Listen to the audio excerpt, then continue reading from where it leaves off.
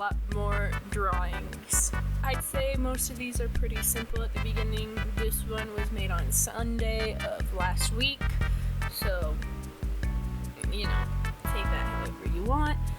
It's pretty cute. The character was simple. I don't really have much to talk about with him. This one is actually a revenge. So a lot of things happened. I've been trying to use overlays more often, but I'm also trying to get better at background. I do not like this background, so you see in the future I actually go more in depth with cityscapes instead of just happy little trees, which are much easier for me to draw or to use. It just makes more sense to me. So this one is a prime example. Using what I could, I tried to make a good background. I'm actually really proud of this Don't Starve characters, like fan art, I guess, that I drew and how it turned out. I think it is very cute. I tried to go with winter because I'm always stuck in winter, and there's me using a lot of overlays again to try and give it a more interesting feel. So I've been trying really hard with backgrounds. They are really, really not my style. I've always been the kind of person to just call it a day after doing a few squiggly lines, you know. I'm like, this is the grass, this is the sky, we're done here, I'm going home, I'm gonna go take a nap, I'm done drawing.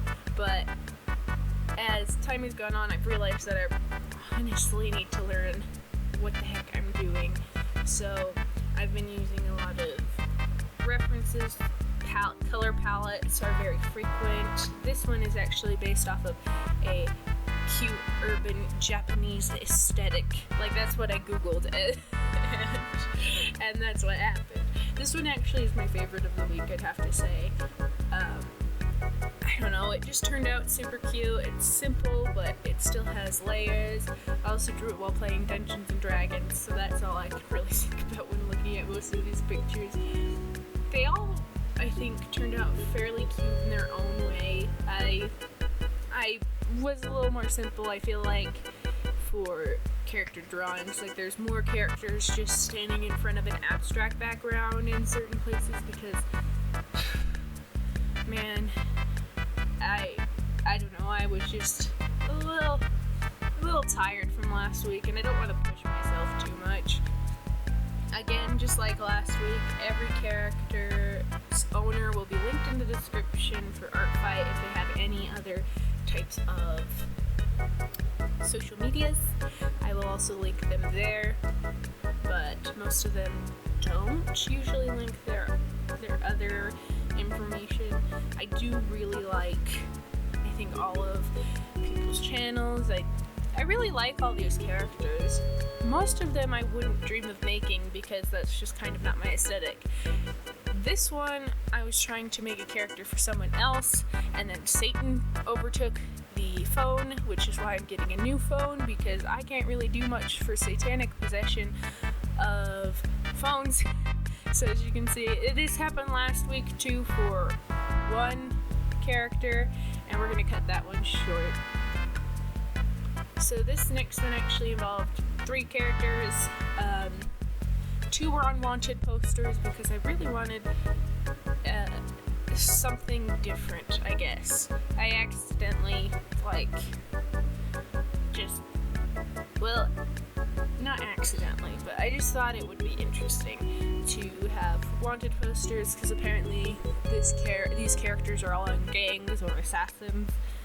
Something bore up my alley, I think, when it comes to characters, the dark, edgy creatures or people of the night, which is why I drew both of them on wanted posters, and then I put the main character of the piece in the foreground, looking all spooky, which you'll actually see in a second. I really think I could have done better on this background. I tried to give it a grungy feel, I guess, but again, I'm not very good with backgrounds. That's my weakest point.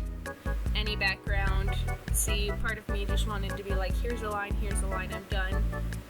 I should have made the graffiti more transparent, not like completely, but so you could see the brick underneath.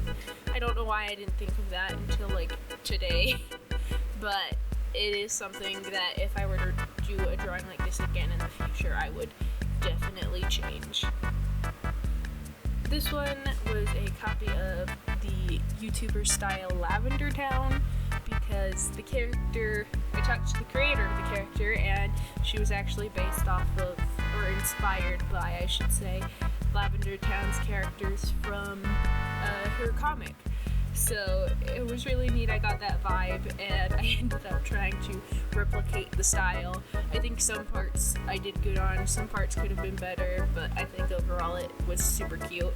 I think the whole reason I have so much fun with this right now, maybe I'll get burnt out in like next week, who knows, I'll probably be dead, but I think a lot of this is trying stuff that I would have never thought of, you know. A lot of the time it's characters that I'd never think of, like this girl's a fly. I've been drawing a lot of furries.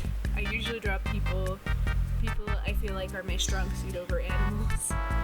So, and it also gives me a chance to expand my horizons with backgrounds, with characters, and interesting things that, I don't know, I just like it. I think it's really fun, and I wish more people participated and talked about it.